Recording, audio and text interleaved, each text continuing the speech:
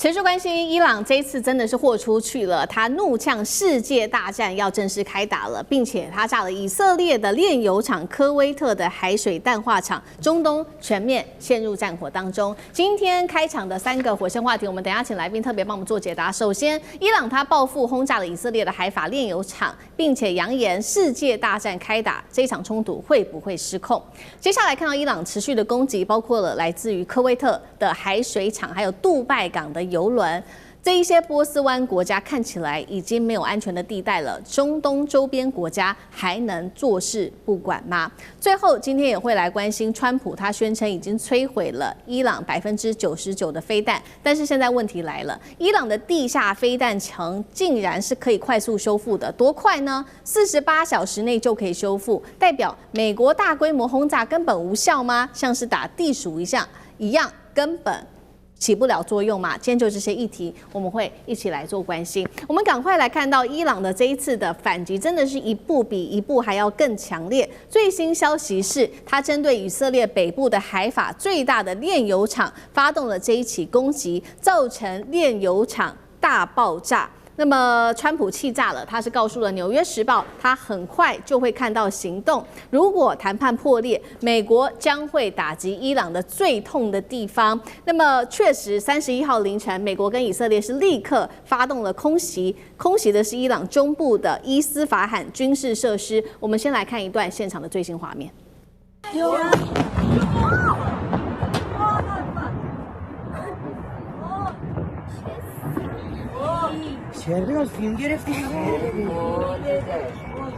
现场可以看到，这個紅色的火球是照亮了夜空。那川普剛剛是也立刻轉發了這一段影片哦，他似乎覺得這影片很值得炫耀，並且警告他有下一個目標，就是能源基礎設施，還有伊朗的發電廠、油井跟主要出口的樞紐，也就是哈格島了。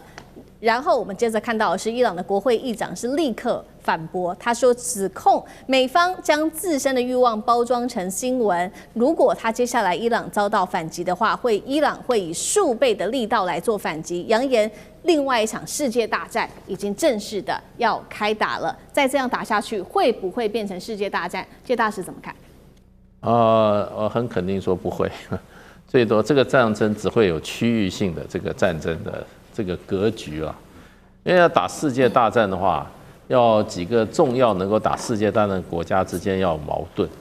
那現在看起來這個矛盾只有美國跟以色列跟伊朗的矛盾，然後呢還有跟海灣國家正在形成的矛盾，所以這都在這個區域裡面。而且這裡面的這個主要的這個戰爭的另一方啊，他的軍力投射不出去了，對，投射不出去，你打什麼大戰？你伊朗好了，現在就是說美以對伊朗，伊朗是被他在他自己的土地被圍着打，對，伊朗能夠打出來就是那些導彈跟那個無人機，而且再多4000公里好了，對不對？你也沒有辦法打出你的區域啊，對，所以打不出這個區域的話，這個不可能變成世界大戰。俄羅斯跟中國大陸並沒有要插手，只是說不要用戰爭方式解決問題，你就停戰談和。要考慮到大家彼此的利益，有說美國你給我小心，或者你再打我就出手了。沒有一個國家這樣講，也沒有一個國家出來說伊朗你得罪美國就是我的敵人，我現在要出來修理你。最可能這樣講的，因為美國很多小兄弟都是簽了條約的，歃血為盟的，對不對？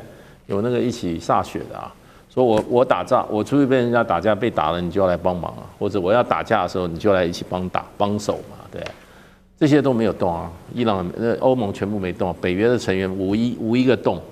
日本說你打完以後，我就會派掃雷艇。然後呢，韓國呢，你把薩德飛彈弄走以後，韓國這個朝野還在那邊抗議呢，意思就不滿，對不對？對，這本來是給我們用的，為什麼拿去那邊用？對，所以就變成就是說，這樣戰爭只會有區域的格局，別的國家也只知道這個只有區域的國籍，然後就讓這些國家自己去怎麼樣，自己去耗吧，尤其耗美國最好，把美國把它耗在裡面，把它的精力、把它的這個財力、把它的這個聲望全部給它耗在裡面，那不是太好了？不要自己動手，有人動手，那何樂不為？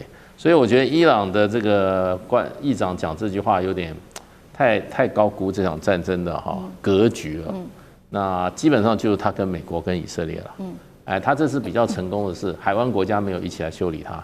這是他們自己的這個外交手腕跟戰略手腕還算靈活造成的。是。所以現在就是一大一小打伊朗。是。哎，伊朗跟着一大一小打，就是這個格局擴不開了。是。好，所以我們看到伊朗的主要目標很明顯就是美国跟以色列。不過呢，確實他現在也打到其他的海灣國家。那現在直指的就是中東他們最敏感的一個命脈，也就是科威特的海水淡化廠。因為海水淡化廠对他們來說真的是非常的重要哦，掌握了生命命脈。卡達是立刻出來譴責，就說呢伊朗違反了國際法。我們也來看到說，為什麼這個海水淡化廠這麼的重要？原因就是因為卡達它的海水依賴度高達了99%，其他像是巴林、科威特海水的依賴度高達90%，沙烏地阿拉伯、以色列也有大概70%以上。另外就是伊朗還攻擊了杜拜港的油輪，甚至動員胡塞組織打紅海的航線。當然了，全球經濟因此陷入在動盪當中。現在伊朗是在对全世界施壓嗎？上次哥怎麼看？这场中东戰爭，我們盤點到現在，伊朗在整個讓大家跌破眼鏡的一個非常關鍵的2大戰略。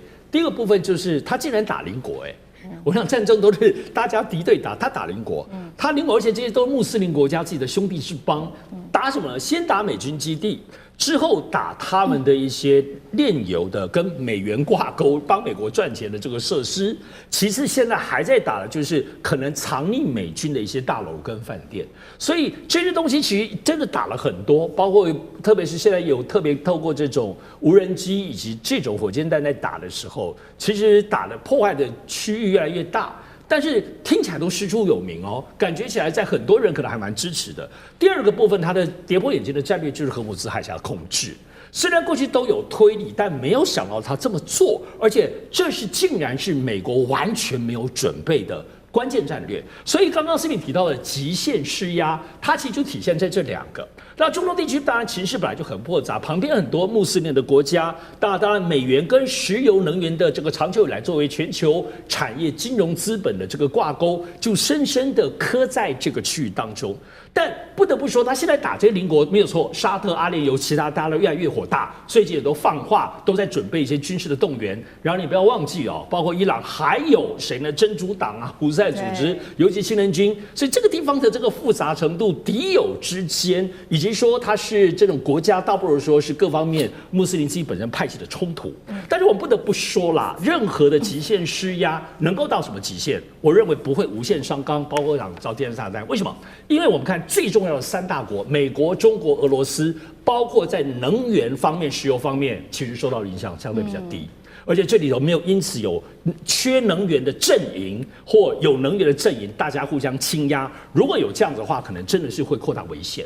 不過我們還是要注意一下，所有的戰爭都是殺紅眼，因為就這種衝突理論，它是從低強度慢慢一直到高強度。所以剛剛提到這種淡水廠，就是說打來打去，可能打到最後開始沒得打了，就開始往民生基層的方面打。我覺得這是會讓所有周邊環境惴惴不安的。而且現在大家包括旁邊不是有一個容忍的邊界，你還是打跟美國有關。但是，一旦殺紅眼，你打到像剛剛提到的阿曼或各方面的淡水廠，影響到民生的時候，我認為所有的忍耐、承受穆斯林的兄弟的戒律都會有個邊界。但我認為伊朗現在還是在放話了，主要是看美國，如果你繼續打我的話，我可能會往下打。但美國好像開始準備要打他的民生設施了。對，好，所以美國現在準備要動手，我們持續看到那伊朗呢，他就說沒關係，我現在還有我的王牌。那他的王牌是什麼呢？會不會是地下飛彈城？因為現在看起來，伊朗的地下飛彈城好像美國都沒有辦法給它完全的殲滅掉。我們來現在看到最新消息，川普說的，他說已經摧毀伊朗99%的飛彈，但重點來了，為什麼現在到這幾天都還可以看到伊朗的飛彈不斷的發射？那現在根據路透社最新的報道說，美國跟以色列大規模轟炸之下，確實摧毀了伊朗1/3的飛彈無人機，但是呢，問題是還有1/3啊，他們都是被埋在地底下的。最關鍵的是，伊朗還有地下飛彈城 ，CNN 說呢，總共是27座，而且呢，空襲摧毀了70%的它的隧道入口。重點來了，48小時，伊朗可以快速的把這個摧毀的隧道入口又快速的修復，就像打地鼠一樣，永遠打不完。怎么这样子？怎麼樣繼續運行呢？幹哥怎麼看？對啊，你會覺得說，原來伊朗的準備這麼豐富啊！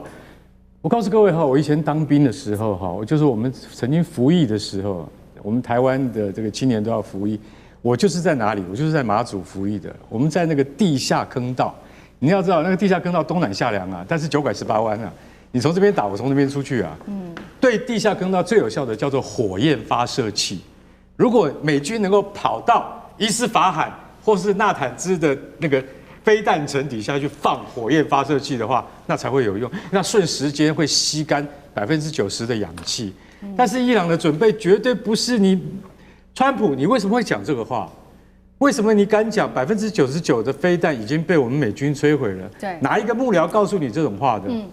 我相信，以我剛剛我所講述的那個當兵的經歷，你就曉得說，那個地下的網絡通道是四通八達的。那伊朗不會不曉得說，我們這麼重要的飛彈庫存是不可能放在同一個地方的。所以那就像打地鼠一樣，這個形容非常貼切。然後 I'm here， 你頭伸出來了，我就打你，對不對？然後你又跑另外一邊說 I'm here， 你頭又跑出來，我又打你，對不對？所以打地鼠是一個很有趣的遊戲，就顯示在這一次的戰爭裡面，你會發現說，伊朗很厲害耶，因為它27個飛彈發射場被你摧毀了，然後還有4個主要基地，這4個主要基地分別叫做霍吉爾、巴欽。哈基米耶跟沙赫魯德這4個主要的飛彈推進劑的生產工廠，其實這個是最重要的。飛彈的燃料以及推進劑的生產工廠，遠比發射場來的重要的多。但這4個發進劑的那個推進劑的那個生產工廠被美軍摧毀了，但是伊朗還是能夠有能力反擊，你就要去想了，那它的實力是分散的多麼開，讓你根本沒有辦法。一次，你代表什麼？代表你在伊朗境內的 CIA 特工的資訊不完備，你才會發現說，原來你的估算，你的將軍們告訴你的不是實際的狀況，所以大家就曉得說，其實伊朗有沒有地下飛彈層，絕對有，而且我相信還有更多地方是你美軍的情報部門沒有發現的。如果你今天要在對伊朗現在只是對於它的發射能力有稍微下降而已，但不代表你已經摧毀它90%的飛彈庫存。這2件事情的定義完全不同，不能這樣子解釋的。好，謝謝幹哥。那我們休息一下，馬上回來。地緣政治、美中之爭、戰略價值、強權崛起、小國生存，現在與未來洞悉事件走向，掌握世界脈動。全球觀點盡在環球大